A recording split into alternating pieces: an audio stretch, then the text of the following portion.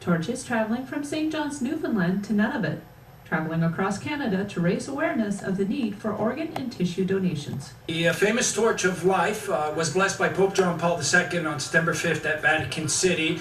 And during the time that he blessed it, he proclaimed that organ and tissue donation is a genuine act of love and encouraged the entire world to become organ donors.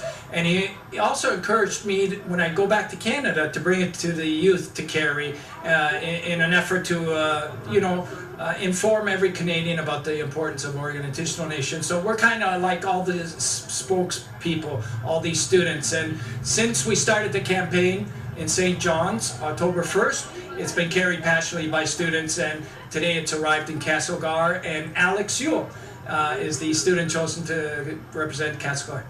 It feels like an honor. It's really cool that we just watched a video of how kids all across Canada have held the same torch, and it's been blessed by the Pope, so it's just really a big honor. It's a really important cause, and I think it's so easy to just sign up to do this, and it's not a big deal, and you don't need your organs after you die, so it's not a big problem, and I think just more people need to do this. George Marcello is a transplant recipient and knows firsthand just how vital tissue and organ donation is. We're trying to reach every Canadian to become an organ donor. If we can do that, we can literally save everybody that needs an organ donor, plus those that are trying to get on the waiting list. That's really what it's going to take. So then the question is, how do we go about doing that? So this is one of the ways, by getting students involved and trying to inspire the community to become organ donors. But there's much more work to still do. But that's our answer. How do we reach everybody to become an organ donor? And people that are on the waiting list, there's over 4,000, and people that are trying to get on the waiting list, like Robin, which people don't know about. They don't know that there's thousands of people trying to get on the waiting list.